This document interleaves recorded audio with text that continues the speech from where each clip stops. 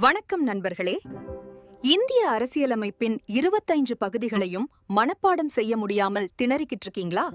இனிமே அந்த கவலை வேணாம். ஒரே ஒரு குட்டி கதையில அத்தனையும் வரிசையா எப்படி ஞாபகம் வச்சுக்கிறதுன்னு பார்க்க போறோம். வாங்க வீடியோக்குள்ள போலாம். கதை இங்கதான் ஆரம்பிக்குது.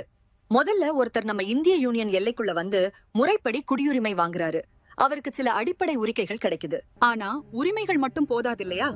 அதனால அரசு அவருக்கு சில வழிகாட்டு நெறிமுறைகளையும் அவர் செய்ய வேண்டிய அடிப்படை கடமைகளையும் சொல்லிக் கொடுக்குது. இந்த உரிமைகளையும் கடமைகளையும் மக்கள் சரியா செய்யறாங்களான்னு மேல இருந்து மத்திய அரசு, அதுக்கு கீழே இருக்கிற மாநில அரசு, அப்புறம் நேரடி கட்டுப்பாட்டுல இருக்கிற யூனியன் பிரதேசங்கள் இதையெல்லாம் கண்காணிக்குது.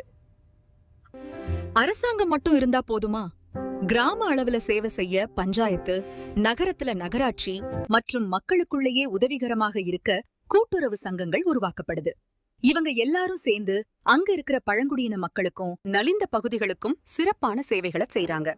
இப்படி நிர்வாகம் சிறப்பா நடக்கணும்னா மத்திய மாநில உறவுகள் சுமூகமா இருக்கணும். அப்போதான் முறையான நிதி கிடைச்சு நாட்டுல வர்த்தகம் பெருகும். இந்த வேலைகளை செய்ய தகுதியான ஆட்களை அரசு பணிகள் மற்றும் தீர்ப்பாயங்கள் மூலமா தேர்ந்தெடுக்கிறாங்க. அடுத்து மக்களாட்சி மலர தேர்தல் நடத்துறாங்க. தேர்தல்ல ஜெயிச்சவங்க நலிந்த பிரிவினருக்கு சிறப்பு சலுகை தந்து நம்ம ஆட்சி மொழியிலேயே பேசி ஆட்சி செய்யறாங்க. ஒருவேளை நாட்டுல ஏதாவது ஆபத்து வந்தா அவசர நிலை பிரகடனம் செஞ்சு நாட்டை பாதுகாக்கிறாங்க. கடைசியா மேல சொன்னதுல விடுபட்ட இதர விஷயங்களை சேர்த்து காலத்துக்கு ஏத்த மாதிரி சட்டத்துல திருத்தங்களை செஞ்சு சில தற்காலிக விதிகளோட இந்த அரசியலமைப்புக்கு ஒரு குறுந்தலைப்பு வச்சு சுருக்கமா முடிச்சாச்சு. அவ்வளவுதான் நண்பர்களே. இந்த ஒரு கதையை ஞாபகம் வச்சுக்கிட்டா 25 பகுதிகளும் உங்க விரல் நுனியில.